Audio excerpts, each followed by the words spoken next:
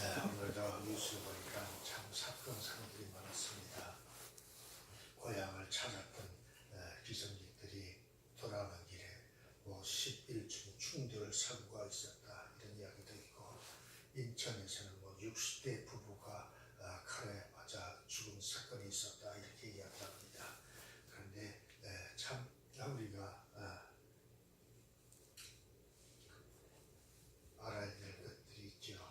이러한 사건들이 일어나는 데는 실수가 가장 주 원인이고, 그 마음에 참 평안이 없기 때문에 너무나도 참 사람들이 좀 조급해서 일어나는 사건들이 많습니다.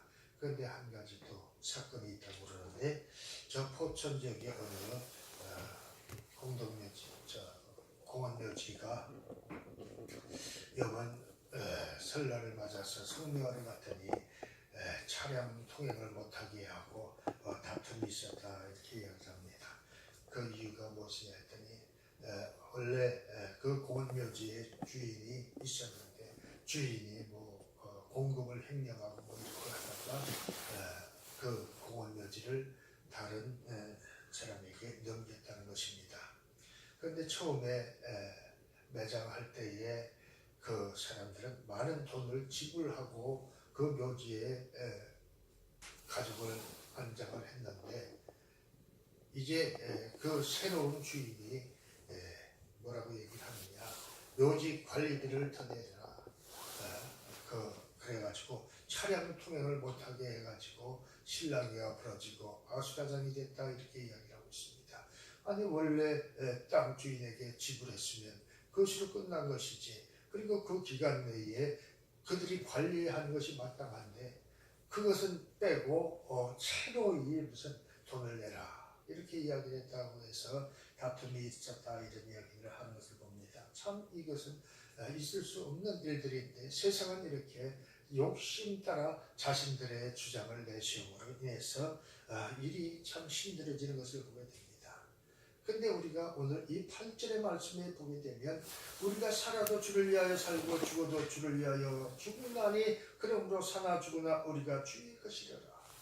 우리가 가진 것이 없고 우리가 내 것이 아니고 주인이 따로 있다고 생각을 한다고 하면 내 주장을 내세울 이유가 없죠. 내 소유를 주장할 이유가 없죠. 그런데 사람들은 그것이 자기 것으로 생각하고 자기 소유로 생각하고 자기가 어떻게 쓰든지 더 많이 가져야 되고, 이러한 욕심 때문에 문제를 일으키고 있는 것을 보게 됩니다. 오늘 우리의 삶은 참 욕심으로 나를 위하여 사는 것이 아니라 주를 위한 삶이 되어야 되는 줄 믿습니다. 우리가 사는 목적이 바로 하나님 영광을 위하여 우리가 구원을 받았고, 그것을 위하여 하나님은 우리를 창조했다고 말씀하고 있는데, 우리가 지어진 목적을 잃어버리고 그 구원의 은혜를 잃어버리고 내 소망, 내 지식, 내 무슨 욕심으로 살아가려고 하니까 문제가 된다는 것을 오늘도 뉴스들을 통해서, 세상 모습들을 통해서 보게 된 것입니다.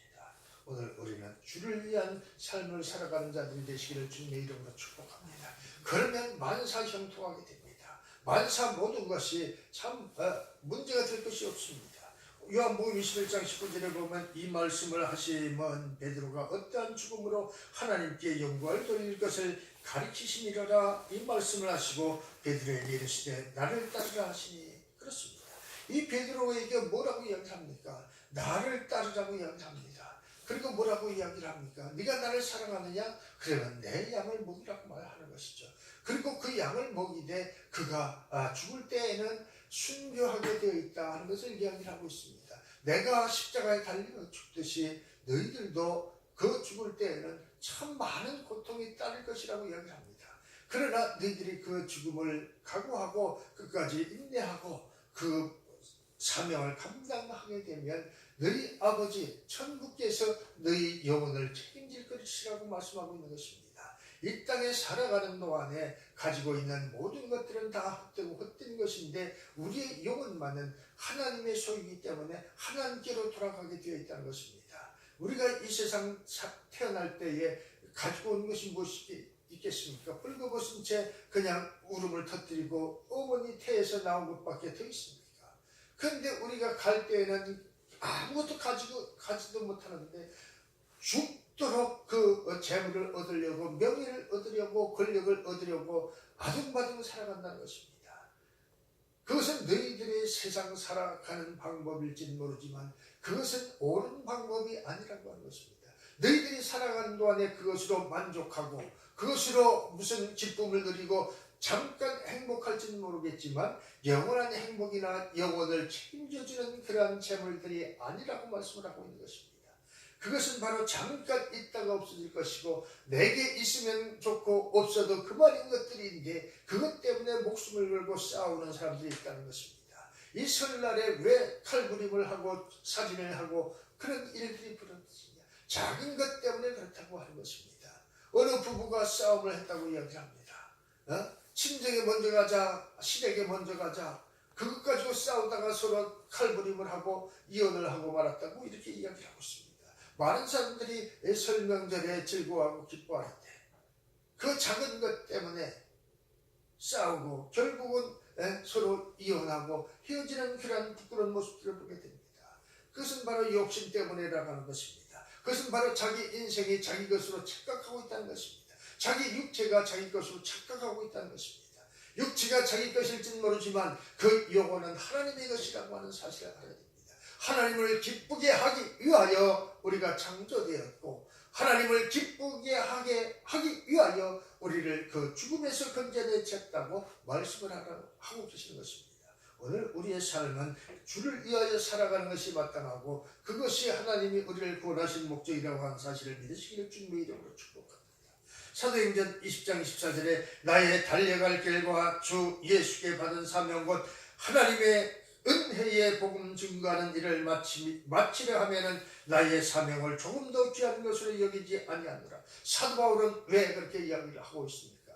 자기가 과거에 예수를 만나기 전에는 그 유대교를 신봉하는 자로서 그 율법의 완전한 자라고 이렇게 자부하면서 그 율법을 지키기 위하여 그 몸부림치는 그런 모습을 보이면서 절대로 지식으로나 율법으로나 부족한 점이 없다고 자부했던 사람이었습니다. 그런데 그가 주님을 만나고 났더니 그것은 아무것도 아니라고 하는 것 사실을 깨달았다고 그런 고백을 합니다. 그러면서 뭐라고 이야기를 합니까? 나의 달려갈 길과 그러면 과거에 유대교에 심취해 있을 때에 그 율법주의를 살아갈 때에는 자신의 명예, 권력 이런 것을 찾았습니다. 시민권을 가졌다고 자랑을 하면서 그 시민권을 가지 못한 사람들을 위협하고 괴롭히는 일을 했다고 하는 것입니다. 예수 믿는 자들을 잡아서 돌을 던지고 잡아 가두는 일에 그 기쁨을 삼았다고 이렇게 이야기하는 것입니다. 그러나 주님을 만난 후로는 무엇입니까? 받은 사명 곧 하나님의 은혜의 복음 증거하는 일을 마치려 하면 나의 생명을 조금 더 귀한 것으로 여기지 아니하노라. 자기 생명이 과거에는 가장 소중하고 자기 중심으로 살아왔습니다. 그러나 예수를 만난 후로는 내 생명은 조금 더 귀한 것이 아니었다고 이렇게 이야기합니다.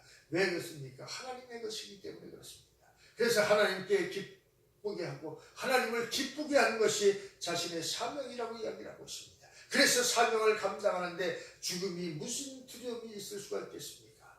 오늘 우리는 이 말씀을 통해서 이 사도 바울은 하나님의 은혜의 복음 증거하는 것이 자신이 예수님께 받은 사명이라고 고백을 하고 있습니다. 오늘 우리도 하나님께 받은 은혜가 있다면 이 사도 바울의 고백처럼 우리의 생명이 조금 더 귀한 것으로 여기지 아니하고 우리의 재물이 조금 더 내 것이라 주장하지 아니하고 하나님이 주신 것이라고 하는 사실을 믿으시기를 주님의 이름으로 축복합니다. 그래서 이는 사도 바울만의 사명이 아니라 우리 모든 사도, 우리 믿는 성도들의 사명이라고 하는 사실을 믿으시기를 주님의 이름으로 축복합니다. 그래서 내가 가진 것으로 내가 그것을 아끼고 그것을 자랑할 것이 아니라 하나님께 드릴 수 있는 믿음이 있으시기를 주님의 이름으로 축복합니다. 성도들도 하나님을 섬기는 일에는 하나도 아까울 것이 없어야 된다고 이야기하는 것입니다. 주의 종의 사명이요 하나님이 그를 보내신 증거라고 출애굽기에 말하고 있습니다. 출애굽기 3장 11절에 보면 내가 정녕 너와 함께 있으리라. 내가 백성을 애굽에서 인도해낸 후에 너희가 이 산에서 하나님을 섬기리니 이것이 내가 너를 보낸 증거니라. 오늘 우리는 주를 위하여 사는 것이라고 이야기합니다. 이 모세가 그 애굽을 떠날 때에 야밤에 그 살인의 죄를 발각된 것을 두려워해서 떠났습니다. 돌아올 땐 그 살인의 죄가 없어진 것입니까? 아니죠. 근데 하나님의 부름을 받고 그 하나님께서 주신 사명을 감당하기 위하여 떠나는 길에는 조금 더 자기 생명이 두려운 것이 없었다는 것입니다. 그때나 그 전에나 상황이 더 악화되면 악화되었지 나아진 것이 없었습니다. 그 바로 앞에 설 때에 바로에게 이스라엘 백성 내어놓으라고 하는 말씀을 전해야 하는데 그 바로에게 죽임을 당할 수 있는 위험이 있었습니다. 그럼에도 불구하고 그는 목숨을 아끼지 않았습니다. 왜 그렇습니까? 하나님을 만나고 자신이 하나님의 소유라고 하는 것을 알았습니다. 그래서 그는 살든지 죽든지 하나님 명령에 순종해서 애굽으로 들어간 것입니다. 그래서 그 바로와 단판을 짓습니다. 그 단판을 지을 때에 자기 홀로 그 아론과 미리암 그 세 명의 그 두 명의 조력자 외에는 자신을 신봉하는 사람이 없었습니다. 그런데 가서 단판을 짓습니다. 내 백성을 내놓으시오. 하나님의 백성을 내놓으시오. 그 바로 앞에 당당할 수 있었던 것은 무엇입니까? 바로 살든지 죽든지 하나님 영광을 위하여라고 하는 그러한 믿음이 있었기 때문에 그렇습니다. 그는 하나님의 소유라고 하는 것을 인식했습니다. 하나님의 소유인지를 알고 나면 우리는 두려울 것이 없어지는 줄 믿습니다. 사도행전 21장 13절에 바울이 대답하되 너희가 어찌하여 울어 내 마음을 상하게 하느냐. 나는 주 예수의 이름을 위하여 결박받을 뿐 아니라 예루살렘에서 죽을 것도 각오하였노라. 이 사도 바울은 그 많은 믿음의 형제들이 그 고난의 길을 가려고 하는 사도 바울에 향하여 눈물을 흘리고 있었습니다. 그런데 사도 바울은 이야기를 합니다. 너희들이 어찌하여 울어 내 마음을 상하게 하느냐. 상할 이유가 없다는 것입니다. 눈물 흘릴 이유가 없다는 것입니다. 내가 살든지 죽든지 하나님의 것이기에 그리고 내가 이 세상에서 순종을 하면 내 영원한 하나님 품에서 영원한 안식을 얻을 수 있기에 오늘 우리는 그 각오로 살아가는 자들이 되어야 될 줄로 믿습니다. 그래서 데살로니가전서 5장 10절에는 예수께서 우리를 위하여 죽으사 우리로 하여금 깨든지 자든지 자기와 함께 살게 하려 하셨느니라. 오늘 주님은 우리와 함께 살기를 원하신다는 것입니다. 하나님은 우리와 함께 살기를 원하신다는 것입니다. 그 하나님과 함께 하기를 원하는데 우리는 작은 땅 한 평 없다고 원망을 하고 있습니다. 이 땅에는 참으로 썩어질 없어질 그러한 땅에 지어진 집입니다. 그것이 없다고 아우성을 치고 있습니다. 하나님의 나라는 그 길이 황금길이요 우리처럼 이 냄새나는 타르 그 아스팔트 길이 아니라고 하는 것입니다. 그 집들은 수정빛이고 그 집은 얼마나 아름다운지 참으로 그 형형색색의 옷구슬들이 가득가득 차있고 슬픔도 고통도 질병도 아픔도 질병도 없는 곳 영원한 행복만이 넘쳐나는 곳 영원한 천국이 우리 앞에 있다는 사실 오늘 이야기하고 있습니다. 그것을 위하여 가는데 그 예루살렘 그 에덴 땅이 회복되어지는 그 아름다운 그러한 아름다운 동산에 가는데 오늘 우리가 이 땅에 없어질 것들을 위해서 그렇게 아기다툼을 하며 싸울 일이 어디에 있느냐고 말씀합니다. 이 우주 만물은 다 주의 것이라고 하는 사실입니다. 그래서 살든지 죽든지 주를 위하여 살아도 죽어도 주를 위하여 오늘 고린도전서 3장 22절에 바울이나 아볼로나 게바나 세계나 다 세례나 생명이나 사망이나 지금 것이나 장래 것이나 다 너희의 것이요 너희는 그리스도의 것이요 그리스도는 하나님의 것입니다. 오늘 우리는 다 하나님의 것이라고 하는 사실을 믿으시길 주님이 이루었습니다. 이 세상에서는 서로 잘났다고 싸우고 있지만 그러나 다 똑같다는 것입니다. 하나님 앞에 섰을 때에 누구 하나 뭐 더 잘났다고 해서 그 지식이 뭐 그 힘이 있어서 천하장사라고 해서 그 힘이 그 뭐 대기업의 총수라고 해서 그 가진 그 재물로 천국의 땅 한 평 살 수가 없다는 것입니다. 그것은 모든 것이 다 하나님의 것이기에 이 땅에서 그 많은 재산을 가지고 땅을 더 뺏으려고 재물을 더 거두려고 아우성을 쳤지만 그것으로는 천국에 그 땅 한 평 살 아무것도 없다는 사실을 알아야 된다는 것입니다. 다 하나님의 것이라고 하는 것입니다. 고린도후서 5장 15절입니다. 제가 모든 사람을 대신하여 죽으심은 산자들로 하여금 다시는 저희 자신을 위하여 살지 않고 오직 저희를 대신하여 죽었다가 다시 사신 자를 위하여 살게 하려 하십니다. 오늘 예수 그리스도를 위하여 살게 하려고 그 예수 그리스도가 우리를 위하여 죽었다고 이야기하는 것입니다. 그가 화목제물이 되셨다고 말씀하고 있는 것입니다. 그 사랑과 은혜를 생각한다면 각각 자기 차례대로 대리니 먼저는 첫 열매인 그리스도요 다음에는 그리스도 강림하실 때에 그에게 붙은 자요. 오늘 우리가 그리스도의 강림하실 때에 붙은 자들이 되셔야 될 줄로 믿습니다. 주님이 그 첫 열매인 그리스도라고 했습니다. 그 다음은 우리라고 이야기하는 것입니다. 오늘 우리 이 말씀을 통해서 진정으로 이 땅에 소망을 두고 사는 어리석은 자들이 아니라 영원한 천국을 소망하고 달려가는 성도들이 되시기를 주님의 이름으로 축복합니다. 그래서 살든지 그래서 죽든지 주를 위하여 살아가는 자들이 되시기를 주님의 이름으로 축복합니다. 그런즉 너희가 먹든지 마시든지 무엇을 하든지 다 하나님의 영광을 위하여 하라.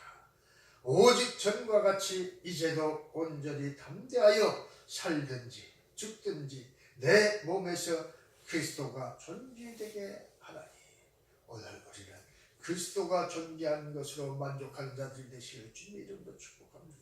제가 모든 사람을 대신하여 죽으심은 산자들로 하여금 다시는 저희 자신을 위하여 살지 않고 오직 저희를 대신하여 죽었다가 다시 사신 자를 위하여 살게 하려 합니다.